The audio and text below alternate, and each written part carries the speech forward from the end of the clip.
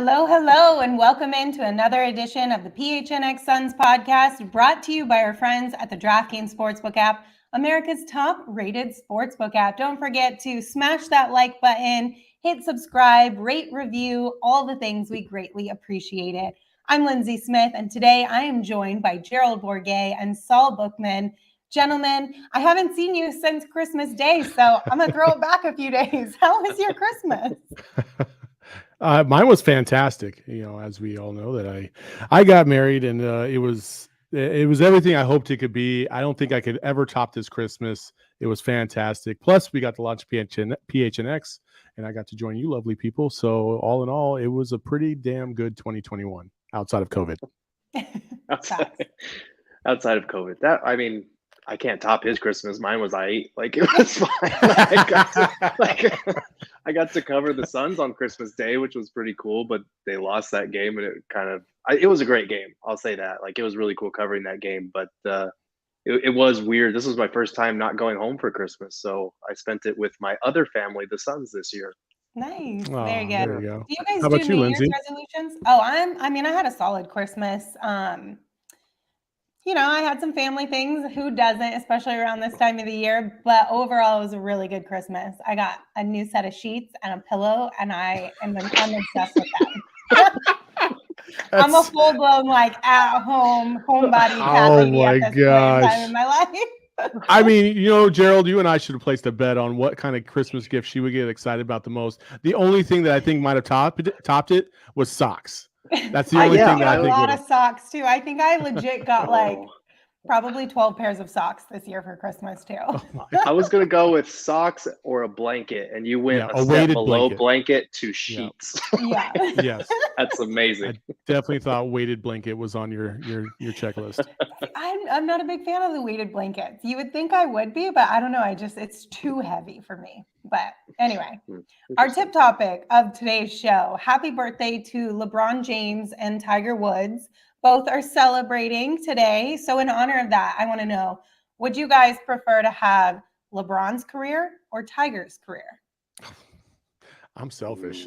Tiger, 1,000,000%. I want all the love, all to myself. Yes, 1,000,000%. Tiger. Tiger never played for the Lakers, so I'd probably go Tiger as well.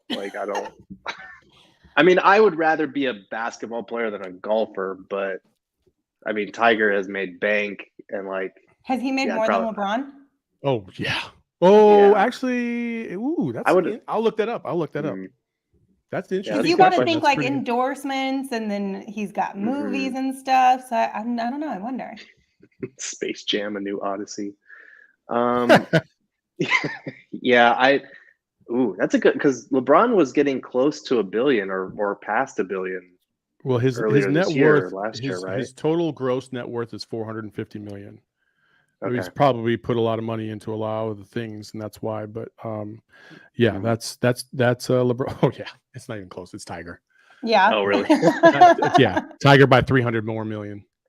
All right. Well, if we're going specifically money, then I definitely take Tiger. But also, plus all those people. Every time you hit a shot, you have thousands of people following you to the next hole, just cheering you on.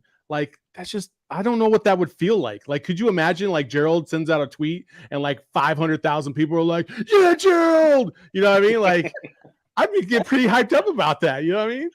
Yeah, that's fair. Yeah. If we're just talking money and that type of thing, I think Tiger for sure. But I also do appreciate that LeBron hasn't had any crazy scandals or anything throughout his career, which I don't think I would want to have to endure something like that. So yeah, I feel like that has a little bit of an edge to it maybe there too. I don't know. But either way, both of them have had outstanding careers, made lots of money, and are very much so loved throughout the community in the sports world. So happy birthday to both of them.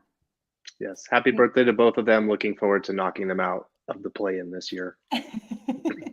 All right, let's get into a little bit of Suns talk here. Devin Booker last night reached 10,000 career points, becoming the 7th youngest player in NBA history to reach the milestone at just 25 years and 60 days old.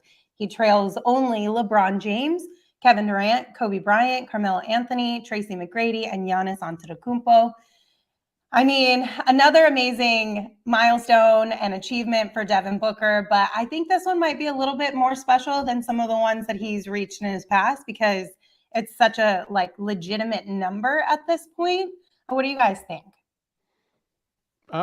Gerald, you can go ahead and start. Yeah, I mean, I think it's very impressive, especially because 3 of the 6 guys ahead of him came straight to the NBA out of high school. So they got an extra year on him. And I think that's important to note. I mean, he's in Hall of Fame company with all 6 of those guys. So it's really prestigious company to be in. And we shouldn't forget that, he didn't play much as a rookie. He had the COVID shortened season. And then there was that one season where the Suns kind of shut him down near the end because they were blatantly tanking. So he could very easily be further up that list if things had shaken out a little bit differently. But it's awesome to see him in that kind of prestigious company. I mean, he's a once in a generation type of talent, at least as far as this franchise goes. It seems like we've had about 2 or 3 of those, and that's about it. And I would say he's the 3rd or 4th one. He's something special. And if you don't watch Devin Booker on a nightly basis, you just think he puts up points. He's a good shooter. He can make some plays, but that's about it. But when you watch him on a nightly basis, you're just like, wow, this guy. The great thing about Devin Booker is he's starting to make it look easy, which is what great ones do. They just make it look easy. I always think the great ones make it seem like anybody could do it. You know what I'm saying? Until you go out there and you're like, oh shit, this is way harder than I thought it was. You know what I mean? Devin Booker and his performance, it just makes it so smooth, so easy. He's going to be the best Sun of all time. I am convinced of that. I wasn't so convinced of that a couple years ago, but once Chris Paul came into the fold, I really do feel like he's helped Devin find that extra level and basically let Devin know there's multiple extra levels that you have to go to achieve greatness.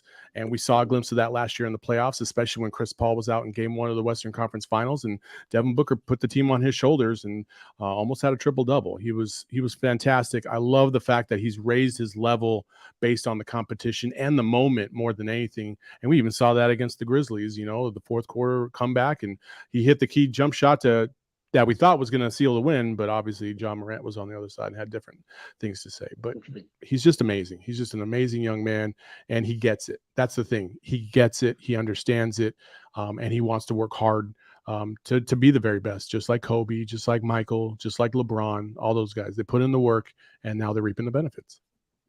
Well, let's hear what Devin had to say after last night's game when talking about reaching this milestone. Honestly, this one means a lot. I think 10K is better than the 5, 6, 7. I feel like it's a real milestone that I hit.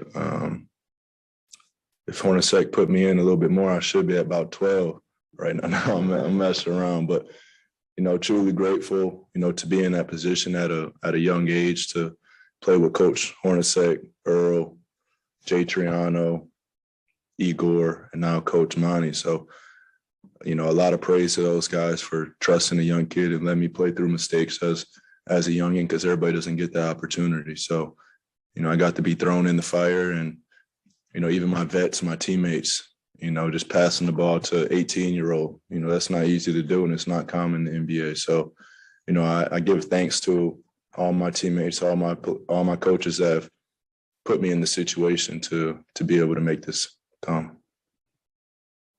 And now listen, just a disclaimer, this is going to be a Devin Booker podcast because why not? Saul, you mentioned it.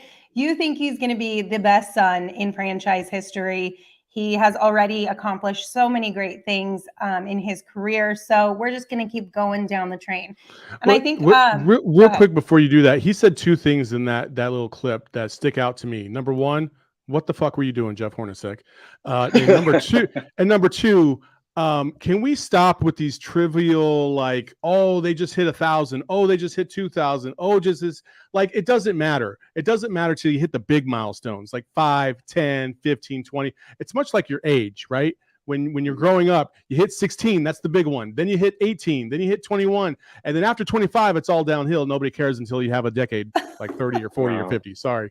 So yeah, I mean, like, can we stop celebrating all the small wins, because not everybody needs a ribbon? Let's celebrate the big ones, because those are the ones that matter the most. I don't know. I disagree. I think you should celebrate some of the small wins throughout your life and your career, because if you're only aiming for the big ones, then like you're going to miss out on so many great things. Like in this sense with Devin, yes, I understand, because you want to celebrate like the greatest of the greatest, but I don't know, maybe I'm taking this too literally. In everyday life, I think you have to celebrate the small wins because they help keep you going. Like we shouldn't celebrate 11,000. Like we should expect that he's going to get 11,000. You know what I mean? Are we going to have, like, I don't want to see the graphic. I just don't.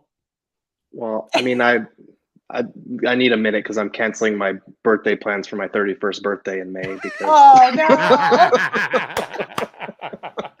Just hit 30 last year. Brother, I have canceled every single birthday until I got to 40, and I was like, I guess we gotta celebrate 40.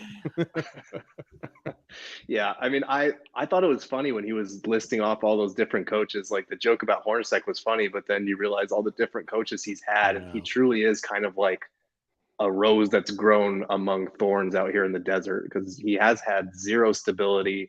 Yes, he was thrown into the fire and he had teammates that trusted him, but it's because he was that damn good and because he proved himself very quickly.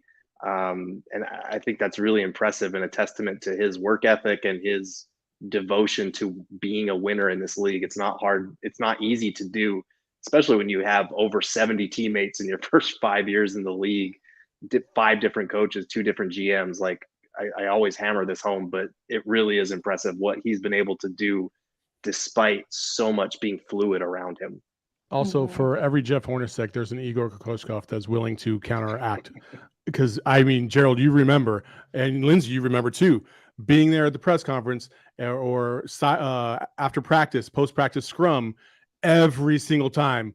Yes, we focused everything on Devin Booker. He's the guy that we want to go through every single. That was a poor Igor impression. Sorry, but like that's what everything was about Devin. It was almost like no other player even mattered. It was always about Devin.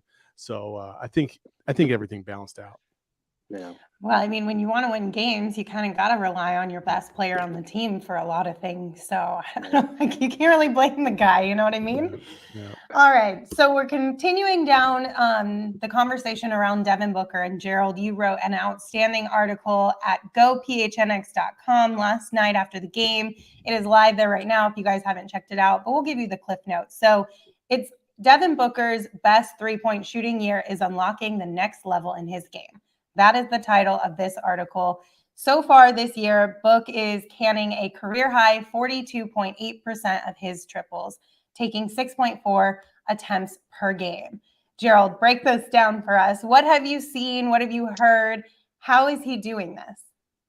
Yeah, so it's a combination of things. And I think the biggest thing, like I asked Kevin Young about it last night, because we've asked Monty about this, and he always goes back to, his work ethic. And he's always said, Devin is one of the best shooters I've ever been around. He could never really explain why the percentages never matched up. And I think that was one of the frustrating things for Suns fans and people watching the Suns was his shot is so pure when he's inside the three-point line, or even when he's got a toe on the three-point line, he's so efficient with his shot. Why is it when you move back another half inch, his shot is not as effective? And I think this year, it's just kind of all clicking. The Suns have done a really good job of focusing on getting him more catch and shoot looks. He's shooting as many catch and shoot shots as he did the last time he posted a career high when he shot 38% in, I think it was 2017-18. He's shooting as many catch and shoot threes as he did then, but he's also really grown as a pull-up three-point shooter. And that's kind of the big separator between where he was last year and where he is this year, because when you can shoot off the dribble like that, it really opens up things in his game. So this was something that I pulled from Kevin O'Connor's article on The Ringer, because he wrote about Booker's pull-up jumper as well a few days ago. Through the first 6 seasons of his career, Booker shot about 32% on off the dribble threes.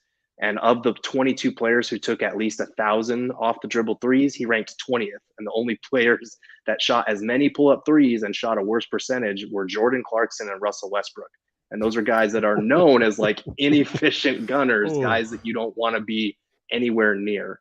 So this year, he's actually ranked 6th in the entire NBA on pull-up threes among players who have shot at least 50 of them. He's shooting 41% on those pull-up threes. And that's after shooting about 32% through the first 6 years of his career. He shot 31% on those shots in the playoffs. So that's a huge thing in his game that he's able to add. And it really opens things up because we all know he's good from inside inside the 3-point line. But if he can shoot shots off the dribble from beyond it, that makes him downright unstoppable pretty much. No, I mean it's amazing what again, the great ones find a way to add to their game. And I think Devin Booker knew that last year 3-point shooting kind of came back to bite him in the butt a little bit because he wasn't as effective as he wanted to be from the perimeter. So what guys were doing or defending him, they weren't defending the 3-point line as tough as, other players like a Steph Curry, right? They didn't have to get on him. So it kind of congested things when he would try to get that mid-range off or try to take it to the basket because guys knew to kind of play off of that. Now you can't do that. You just absolutely can't do that. And he's one of the best shooters in the league now. He's always been a great scorer. He's always been a great mid-range shooter, but now he's adding that extra element to his game. In addition to all the other things that make him great, he's finding his teammates more. He's trusting his teammates more. The other night against the Grizzlies, again, that baseline pass in the corner to Cam Johnson, that's something that develops over time and with confidence. And it's just great to see. Gerald, how much do you think that you can attribute this to having the confidence in his teammates, having the stability from having teammates for a couple years now versus the 70 different teammates that you talked about early on in his career? Yeah, I mean, I think the continuity and that trust is a huge part of it. I think I asked him about it in practice, I think last week or the week before that. And he had said, he feels like everybody's percentages should be up just because of the way that the ball moves and the ball finds energy is what they always say. So he feels like it's a matter of the system and not necessarily because he hasn't tweaked anything with his shot or his release. It's the same shot. Kevin Young said he noticed he gets a little bit higher up with his elevation and release point. But other than that, it's not any groundbreaking tweaks to his shot because we all know he's got a beautiful looking jump shot as it is. But it really is kind of having that trust, playing with Chris Paul for a second season, knowing where he's going to get the ball. And the Suns have done a good job of designing some plays that when you've got 2 rim running bigs now with DA, and then you bring him out and you bring JaVale in, you always have that threat, that gravity that sucks defenders in and opens up what Monty calls the second side. So they do some really nifty stuff off the ball that frees Devin Booker up. It's really kind of sneaky the way he moves around that 3-point line and some of the back picks that they set for him to get him open looks. He's taking more corner threes than he has in his career, and he's always been a really great corner 3-point shooter. Just the catch and shoot looks being up. The fact that a lot of his threes now he's not dribbling the ball as much. A lot of them are off of 0 dribbles, which indicates that his teammates are doing a good job of finding him wide open. And he's shooting an incredible percentage on wide open and open threes when there's a defender, 4 to 6 feet away or 6+ feet away. He's making all of them right now. So all of those things have really helped him become more efficient. And if he gets back to his normal dominance as a 2-point shooter, because this year he's actually kind of down in that category. Of course he is. It always feels like it's one thing. It can't be all of it at once. But once he does put it all together, he's going to be unstoppable on the offensive end. Listen, there's a big difference between Isaiah Canaan and Shaq Harrison versus Chris Paul. You know what I mean? When my man drives to the hoop and he kicks out, he knows he's not kicking out to Dragan Bender on the wing. And so those things are all contributing as a collective whole to raise his own game up to another level. And listen, we talk about CP3 all the time, but you guys know this. We've seen Devin Booker in practice before. And talk about somebody that just seems like just ruthless and just he's got that I don't care who you are, I want to destroy you look on your face. even when they're doing 3-point drills, even when they're doing one-on-one drills. It does not matter with Devin Booker. He wants to take your heart. Like, that's what he does. And because of that by nature has to elevate everybody else, because, you know, as you're a rookie, obviously you're trying to get your feet wet, and your second or third year, maybe you're not finding your own voice. But once you get to that 4th, 5th, 6th year, you know, now it's your team. It's Devin Booker's team. And since Igor was here, basically I've always felt that it was Devon's team from that point forward anyway, because there was nothing but scrubs and DA around, and Mikal. And he had to elevate everybody's level just to get to 19 freaking wins. You know what I'm saying? Like, and then you start to add the pieces around him. Now he has confidence in the franchise. You have James Jones, and everything just kind of, like I said, as a collective whole, helps raise your level. But when you have a superstar like him, and then you add in another one in CP3, and those dudes coming in with that mindset, like, we're not losing to anybody. We're going to give everybody our best shot. We're just as good as anybody. It's just, that's what's making Devin Booker go up another level, because that's what the great ones do. Like I've said a million times on this podcast already. Okay, so I'm not trying to play devil's advocate or anything here, but I just genuinely am curious of your thoughts on this. Like, so once he does kind of put all of the different pieces together, like you said, that mid-range plus this 3-point percentage, once that happens, how sustainable do you think that is throughout the remainder of his career, or what needs to happen in order for it to be sustainable? Yeah, I mean, I think for him, a lot of it comes down to conditioning, because you have to be in phenomenal shape to be able to do what he does offensively, and then also defend to the level that we've seen him. You know, it's shifted over the last year or two as far as his defense. That takes a lot of stamina. It takes a lot of conditioning. And I think for him, it's just a matter of, okay, I know that the 2-point stuff is always going to be there. This year, I think the 3-point shot is more of a focus for him. He's taking as many threes as he did, I think, since his career best year a couple of years ago. And his 2-pointers are actually down a little bit. If you look at the numbers, like his true shooting percentage, which takes into account his 2-point percentage, 3-point percentage, and free throw percentage, is not as high as it's been the last 3 years. It's actually down compared to those.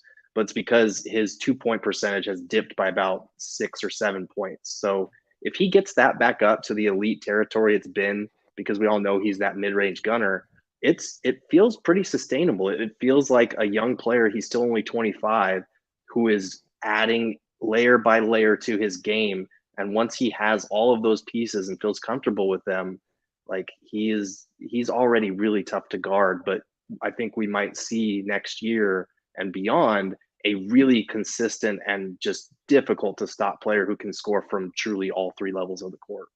I think what you're going to see is the next 5 years from Devin Booker will obviously be his prime.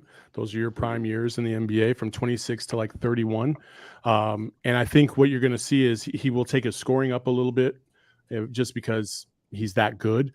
And that's where he's going to make up the ground on a lot of these guys, right? When we're talking about the all-time list, right? Basically, you need 20,000 points to crack like the top 50, roughly. And I think you're talking about another 10,000 points. Well, he's going to be better in this set of 5 years than he was the previous 5 years, you'd have to think.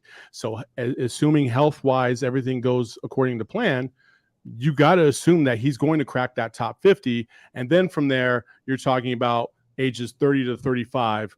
How's his body going to hold up? You know, is he going to be able to get through the wear and tear? Listen, these guys today, and LeBron is proving this outright, so is CP3.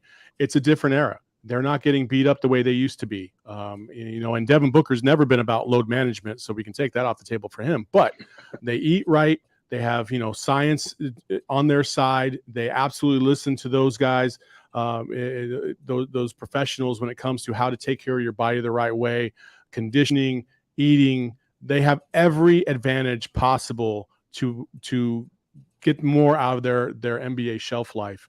And I think Devin Booker could, I mean, I could easily see him playing till he was like 38, just like LeBron is right now, because everything is on his side. And he does take care of his body. Yeah, and we've seen that. I mean, he talked about some of the things that he's doing when he was dealing with that hamstring issue a few weeks back. So, but before we get into that, we're going to take a quick break because I got to tell everyone that we all know the NFL season is winding down. The playoffs will be here before you know it. And at DraftKings Sportsbook, an official sports betting partner of the NFL, the offers are getting even more amazing. So new customers who sign up using the code PHNX can bet just $5 on any NFL team to win their game. And if they do, you will win $200 in free bets. Don't miss out on this action. So download the DraftKings Sportsbook right now. Use the code PHNX. Bet just $5 on any NFL team to win. And if they do, that's $200 in free bets in your pocket this week with the promo code PHNX at the DraftKings Sportsbook app. Now, this is such a fun app because I've said before, it's good for beginners. So if you don't really know much about sports betting or sports gambling, this app can help ease you into it. If you are a pro and you've got all the information, like our friend Shane Diefenbach, this is also a really wonderful app for you because it's got everything that you could ask for and more. So if you haven't taken a look at the DraftKings Sportsbook app, do so now. Now, before we move on, Saul, do you have a pick of the week for us? Oh, yeah. You take that $5 and put all your money on Cincinnati. Just do it. Fuck Alabama. Take Cincinnati minus 13.5 against Alabama. Take the money. Cincinnati's going to shock the world. I've been on this train all season long. They're going to shock everybody, including our dumb friend, Johnny Venerable. Yes, I'm talking to you, Johnny. You're going to lose this bet because you're anti-Cincinnati. I'm all about Cincinnati right now. Go Bearcats. Minus 13.5. I like them with the money. All right. Well, good luck to everybody who taps into our pick of the week. Good luck to you, Saul. And hopefully you can make Johnny eat his words. I'm not betting the mortgage on it, though. That's good. That's really important. Just a reminder, that is 21 and older only, Arizona only. New customers only. Restrictions apply. See DraftKings.com/sportsbook for details. And of course, if you have a gambling problem, call 1-800-522-4700. All right, gentlemen. It is. It's a new phone number. So make sure you pencil that in if you have a gambling problem so you can get the help that you need, because we don't want you to lose your homes. Yeah, put it right next to your money lines. Yeah, seriously.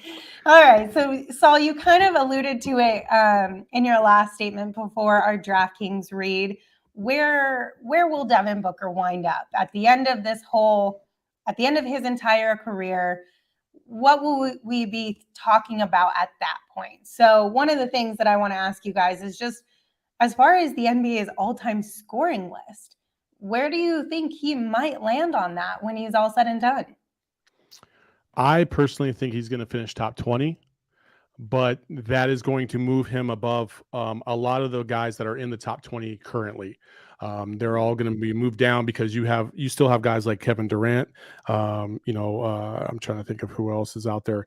That Russell Westbrook, like those guys are going to continue to move, and they'll move into the top 20 before their career is over. LeBron is, I think, at number 3 right now. I think Devin Booker will finish somewhere between 15 to 20. I'd probably, if I had to wager a guess, I'd say he'd probably finish with like 28,000 points, because I think this next 5 years, he's going to get 10 to 12,000. And then after that, it just all depends on what his health looks like, how many more years he wants to play, what's going on, or, if he's interested in playing anymore. That's something we always have to take into consideration as well. If he wins a couple championships and it's like, I don't really want to travel in the NBA anymore. I love basketball, but I want to get into other things. They're like, okay, well, maybe he wants to move on to some other things. We've seen other athletes do that before. I don't think Devin is that type, because I think he's much like Kobe. He'll play till his legs fall off, but you never know. Yeah, I mean, I of course, as is my job as the nerd, I went over the math a little bit this morning. So that's why we love and appreciate you, Gerald. Yes, that's what I bring to the table. But so looking at his first 6 seasons before this year, he averaged about 23 points per game, and he averaged about 68 games played per season. So let's just assume, let's go with some nice round numbers. Let's say 25 points per game. And let's go with 70 games per season. That means he'll be averaging about 1,750 points per season. So if we're talking about passing Kareem, at that like rate. like 1,750 points, like 1,750 points Yeah, per season? 1,750. Gotcha. Yeah. Okay. So he would need about 16 more seasons to pass Kareem at that pace. So not going to happen. I love Devin Booker, but if Devin he's Booker still at the playing, age of 42, still rocking. yeah, The and technology is going to have to get way better by the time he's that late into his career to keep him going. Yes. And he's going to have to never miss a 3-point shot, because by then he's going to be relegated to spot up 3-point shooter off the bench. So if he's averaging 25 points per game at that point, God bless him. So that's the unrealistic scenario here. But let's say that he plays through like his age 36 season conservatively. So that's 11 more years, because this is his age 25 season. So let's say about 70 games and 1,750 points again. At that rate, he'd get to just over 29,000 career points. And that would put him 10th on the all-time scoring list, just ahead of Shaq and trailing Moses Malone. So that would be impressive, but even that might be a little optimistic, because, you know, as he gets older, he's not going to play as many minutes. He's not going to play as many games. He's not going to score as many points. So let's say, again, age 36 season, about 65 games a year and about 1,400 points per season. That would get him to 25,400 career points. That would put him 24th on the all-time list, just ahead of Rick Barry and just behind Alex English. So I think, from my view, like if you look at some of the guys that are on the list, even as they, like later in their career, they come off the bench, they stop scoring a lot of points, they get injured, they still have their primes that kind of pick them up. And like Saul said earlier, Devin Booker's not even in his prime yet. Like, his scoring is going to uptick over these next 4 or 5 years. And I think especially once Chris Paul has to take more of a back seat on the scoring front. So I think balancing all of those things out, we're looking at a top 30 scorer as things stand now. You know, maybe James Harden or Russell Westbrook work their way further up the list. Carmelo is, every point he scores, he's working his way up the list a little bit. But I really do think at this rate, he's going to be at worst a top 30 scorer of all time, assuming that he can stay healthy and later in his career kind of reinvent himself as a bench guy who comes off screens and hits threes, that kind of thing. I mean, Melo's already at number 9, which is kind of crazy. Mm-hmm. He came back and got himself into the top 10, which is, you know, good for him. He's one of the best scorers of all time, but man, that's crazy. So really, I mean, at the end of the day, a lot of this hangs on what the next, like you said, Gerald, 4 or 5 years look like throughout his prime of his career. Can he add a few more points to pad those stats a little bit within that time frame to make up for some of the potential lesser scoring later on in his career? So, I mean, but that's like, if you really think about it, it's kind of a cool, just something to ponder on or talk about with your friends, you know, like we're doing here. To think about the fact that Devin has been so dominant so far in his career and all the accomplishments that he's achieved, and yet he still hasn't even reached his quote unquote prime. Like, that's kind of crazy and a little bit scary for the rest of the league if you think about it. And he's not even in the top 250 scorers all time yet in the NBA, but like, he's only 2,000 points or so away from getting there. And if you look at the Suns' all-time scoring list, like Walter Davis is at the very top with 15,666. Devin is at 10,334 right now. If he carries on averaging 25 wait, Devin points is per at game, what? Wait, 10,000 what? Or sorry, 10,034. I said 334. I was like, damn. Wait, you missed a game last night. 38 points last night? You missed a hell of a game. Wow. Well, if at that rate, he's going to beat Michael Jordan like next week. He's phenomenal, best scorer ever. But no, like he at this rate that he's on, if he averages 25 points per game, he will pass Walter Davis about 3 seasons from now. So he's already going to be the Suns' greatest scorer of all time. Assists wise, like he's probably going to finish third. I don't think he'll catch Steve Nash or KJ because they're at like 6,000 some, and he's at 2,000 right now. But even if he averages, 4 or 5 assists a game over the next 6 seasons, he'll be third on that list as well. Like, he is moving up all of these leaderboards. And I think part of it obviously is playing with the Suns for so long. I think Saul mentioned this earlier, it's kind of rare where you get this generational talent on the Suns and they stay there for their entire career. Like even Nash, Barkley, all these guys, they were only here for a short amount of time compared to what Book's going to be here if they continue to put a competitive team around him. So I would go ahead. Sorry about that. I thought you were done. Yeah, so like I said, he's going to be the Suns' best scorer. He's going to be their number 3 assist guy probably, and I think he will go down as the greatest Sun of all time, especially if he wins an MVP or a title for this franchise. LeBron is the rarefied air when we're talking about what I'm about to say. I would be shocked if Devin, in his conversations with people like Kobe in the past, maybe even Michael Jordan, if he ever came across him, if they didn't say, like, listen, no matter what you do, unless the situation is awful, stay in Phoenix. Because if you stay with one franchise, people identify Phoenix with Devin Booker and vice versa. And any player that comes to this franchise, much like CP3 said, he came here because of Devin Booker. It's Devin Booker's franchise. It's not CP3's franchise. It's Devin Booker. And when people identify, just like Kobe and the Lakers, right? It was Kobe, Shaq, Kobe, Shaq, Kobe, Shaq. Well, really, at the end of the day, it ended up being Kobe because Kobe was that dude. And same thing with Jordan and the Bulls. Like, yeah, Jordan went to the Wizards, but we don't even count that. But like, you stay with that one franchise, and that's how you build your legacy. That's how you continue to build, because the fans are going to support Booker no matter what. This fan base is all about Devin Booker. So anybody that comes into the fold, unless they help them get to a championship, much like CP3 did, they're just going to be secondary to Devin Booker. So Devin stays here, I think he's going to eclipse the 25,000 point mark. If Devin leaves, I hate to even say that, but if Devin leaves, now you're going to a bunch of unknown variables. You don't know, it depends on where you're going, who's running that team, who's really running. Like if he left the Suns and went to the Lakers like a couple years ago to go play with LeBron, Devin Booker's not even going to be close to 20,000 points by the end of his career because LeBron is that dude. So I think that's also a variable that we need to take into consideration is he going to finish as a Sun? I feel like without a doubt he will, but you never know.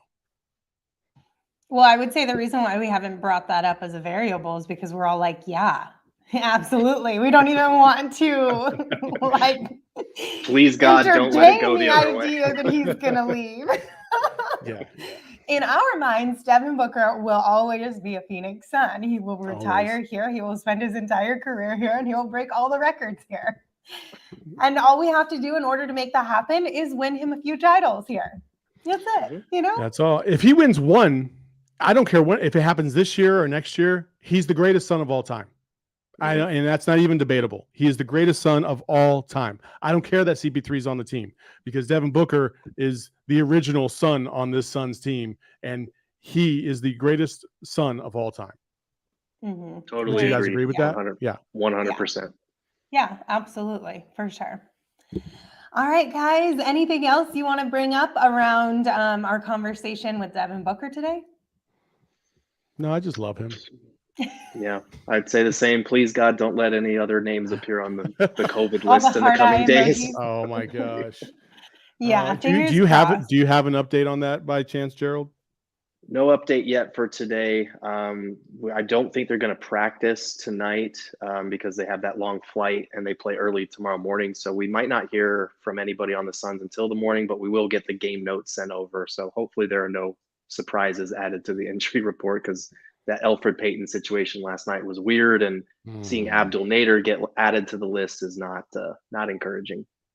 Yeah, fingers crossed there. Everyone can stay healthy, stay safe, and everyone out there too who's listening, we hope that you guys stay safe and healthy and just, do your best, do your part. We don't want anybody getting sick or anything like that. Just don't risk it all for Elfrid Payton, people. That's all. Just don't risk it all for Elfrid Payton. That's all I ask. That's all. And I like Elfrid. He's a nice guy. He really is. But yes. Damn, son, are we going to have a bunch of teammates out because Elfrid Payton was like, coach, let me get 5 minutes tonight? No. All right. The last thing that I will say is if you would like to read the article that Gerald wrote about Devin Booker and his 3-point shooting, head to gophnx.com. please become a member so you can get access to all of Gerald's sweet content and some behind the scenes things as well. And if you are a fan of multiple teams in the Valley, it's an even better deal for you because you get access to all of it. That's gophnx.com. And also, just a quick reminder, if your Christmas wasn't as great as ours and you want to kind of buy yourself a present that you know you actually are going to enjoy, our locker has some amazing merch in it right now. That's phnxlocker.com. Some great merch from all the Valley teams. So spoil yourself and pick up some really cool shirts or a sticker pack right now at phnxlocker.com. I love that. Did your family members really screw you over by giving you some shitty gifts? Go to PHNX Locker. We got Did you get bed sheets for Christmas? Hey, don't poo-poo on bed sheets. They're the best. As long as they're not like the $15 ones from Walmart, they're solid. Oh no. Those aren't bed sheets. That's just hay. Basically, it's rough on your skin. It's not an enjoyable time. No, not at all. Get some good bed sheets. You got to splurge on those things. Anyway, thank you guys for joining me. We will see each other tomorrow. It's an early one for a New Year's Eve day game. And I believe that one starts at 10:30. No, 11. So our pregame show starts at 10:30 right here on our YouTube page. If you're listening to this wherever you get your audio podcast, feel free to come over tomorrow at 10:30. Hang out with us for a pregame show. Lindsay's bringing breakfast tacos. No, I thought you were bringing the breakfast tacos. I don't know where all the good spots are in Phoenix. We've already established that. That's all you, Linz. I'll consider. That's early, Saul. That's asking a lot that early in the morning from me. I can't even believe Lindsay's about to get up and be on time at 10:30. Am I though? Am I? It's a gamble. I don't know. We'll see. And then, of course, the Suns play against the Celtics, and we will be back here again for a post-game show after that. So somewhere around 2-ish o'clock or so. So plan for that. Until then, you can follow me on Twitter at Lindsey Smith AZ. You can follow Gerald on Twitter at Gerald Bourguet. And you can follow Saul on Twitter at Saul_Bookman. We'll see you guys next time. Bye-bye.